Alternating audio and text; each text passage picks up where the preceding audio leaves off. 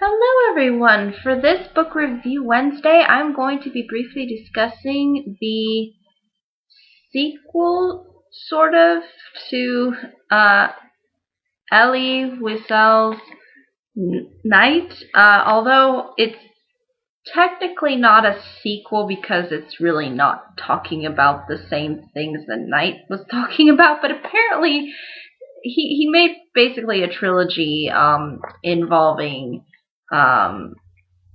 his material, and it starts off with Night and then Dawn, which is the book I'll be reviewing today, and as you can see by the title and of this video, and Day, which is supposedly the last book that is within this quasi trilogy, although Night completely again follows a memoir sort of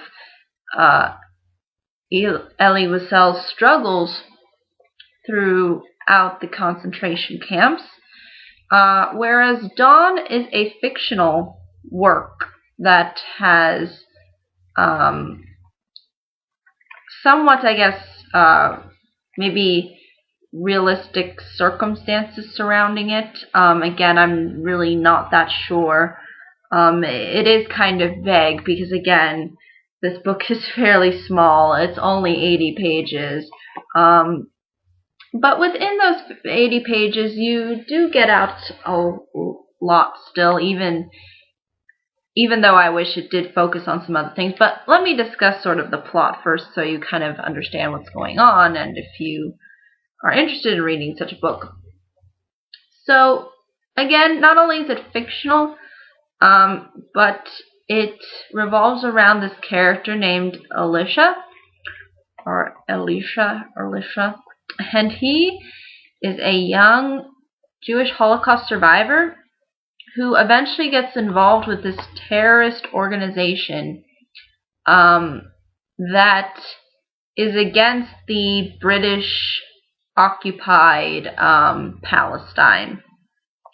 Now, apparently, the British, I guess, were committing atrocities to the Jewish people, I guess, within this book, and as a result, mass, maybe not necessarily mass, but a lot of executions are taking place that involve Jewish people being sort of the victims, and of this kind of atrocity. And as these events of violence are happening, this terrorist group is basically designed to seek revenge and kill those who have harmed the Jewish people that were executed by British authority. So again, it's sort of like Munich, a film that I reviewed a little while back, not completely in the distant past, but relatively recently, I'd say maybe over a month or so ago, where I discussed the basic same concept, which is this idea of revenge killing, the idea that if somebody goes against, in particular, your people, and has done injustice onto your people, that means that you have the right to sort of take revenge. And again, justice is sort of thrown in here too, similar to, again, Munich, except with Munich, it actually dealt with Palestinian terrorists, and with this one, it's basically British government, quasi officials, or I think possibly military too. But I guess, yes, since technically the English captive that these terrorists end up getting is an English officer. At Elisha, who chooses to get involved with this terrorist group is given this assignment to kill this English officer that they had captured. And basically throughout the entire story, it just discusses the sort of moral tribulations of having to go through such a scenario, having to kill somebody out of revenge and out of hate, because of the atrocious acts that they committed. So again, it sort of addresses that revenge, that really dark revenge angle that Spielberg, I think, was really trying to go for in Munich, and it's pretty much the same within this book. And it does that aspect really well in expressing the moral dilemmas, and you'll kind of see what manifestations result in Alicia's mind that sort of impact his way of thinking.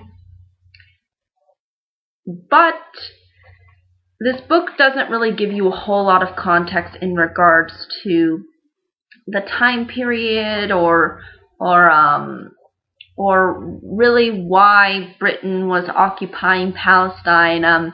It's rather confusing because I've never heard of this. I never heard that Britain occupied Palestine at one point. I mean, I know they occupied India for a really long time, but I didn't know Palestine was part of the empire. I guess it partially might have been. At least after the Holocaust, I don't know. I really don't know that part of history, and I think had Elie Wiesel expressed that more within his book, I think it would have come off as a lot stronger to me, because I would have understood the history, I would have understood the politics maybe surrounding that were going on during the time. But instead, he just chooses again to focus on the sort of fictionalized world, that the bare minimum fictionalized characters, and not really the real context as to what the book is trying to surround itself by, which I think is supposedly supposed to be real events. But feel free to correct me if I'm wrong. It's just sort of confusing because going from a memoir like Night to Dawn is just, it's kind of just strange to me. I don't know why Elie Wiesel would choose to write a fictional work instead of just continuing sort of his memoir. But maybe it was something that he couldn't maybe write down. I'm not sure, but it's just kind of just strange how Dawn's supposedly supposed to be a sequel to Night, but yet it has nothing to do with Night. And in case you don't know what Night is about, basically it just revolves around Elie Wiesel's, again, I think I've said this before, his trials and tribulations during the concentration camps, and I think during World War II. And I think Night, I think at least, although it doesn't provide you a full history in regards to the Holocaust, I think it still gives you a little bit of context as to sort of the circumstances and the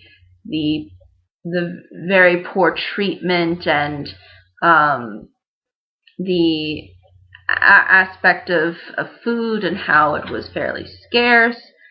And you sort of see this too within the book too, of this book in particular, Dawn, of eating, like Alicia mentions at one point, like, you know, why does the guy I have to kill, you know, why does he need to eat? Because, you know, he's not going to be alive. What's the point of giving him food?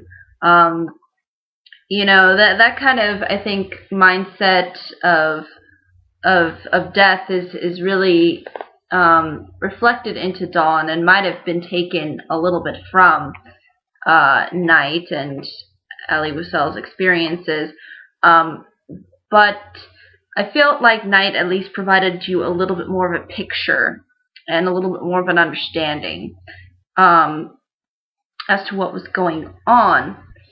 Dawn is, I think, a lot more vaguer. It does give you a little bit of culture, a little bit of backstory with Alusha, the main character, but it doesn't really give you that in-depthness, I think, that Night did. And so I'm kind of left sort of a little bit hollow because it ends kind of just sort of abruptly, and I think it just is not as it's just not as clear, I think, as something like Night. It provides you enough to the point where you can follow it, and again, this is just more my opinion. I think had the book chose to focus more on the history that it was trying to surround itself with, then we probably would have gotten a much stronger product. Again, I never heard of the British controlling Palestine, and it would have been nice to kind of know a little bit of the history, the context. But again, Elite Wiesel is creating a fictional work, and probably that wouldn't come off as much in detail as something that he actually experienced, which I would see would make sense, which I think is such a weird switch to go from a memoir right to this. And it's usually not one I think people really talk about all that much. I think usually people just discuss his memoir, Night. But I think Dawn is still interesting because it does provide you with this really huge moral dilemma, and you see its impacts throughout the story. And I think that's really what the heart of the story was trying to present, and I think it executes that aspect really well. I think I just would have liked it if it focused on some different things and gave it a little bit more of a background and an understanding of what was going on and what Ellie is trying to set up. That would have, I think, allowed it to come off, I think, a lot more strongly to me as a reader. But some people might like these short stories fine and don't have a problem if certain things are vague and it's not really all that clear. But for me, I personally like clarity within books.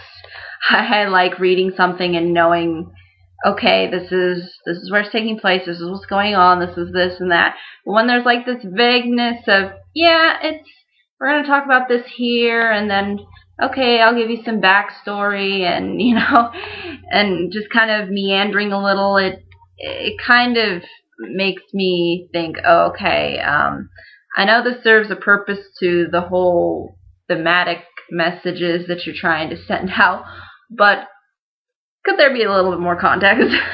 that's kind of just my my reasoning behind this story. But I think it's really good. I think it's very interesting. I don't think it's one that people usually talk about a lot, that Ellie Wiesel did right. But I think it's definitely worth considering if you like short stories in particular. I think you will like this a whole lot. I do like short stories too. Again, I just think it kind of just depends on what they're trying to tell. And I think this kind of a story, I think, needed a little bit more meat to it, instead of it just being a straightforward kind of, yeah, this is what you got. Play around with philosophical dilemmas. You know, it's good for what it's trying to do. I just feel like that had I written this story, I think more context would have been, I guess, warranted for me. But I think that's all I can ultimately say about Dawn. But if there are any questions, comments, concerns, I'd be more than happy to answer them. But I think that's really all I can say. Thank you so much for watching. I hope you all have a great day, week, month, and year. And I hope to see you on the next video.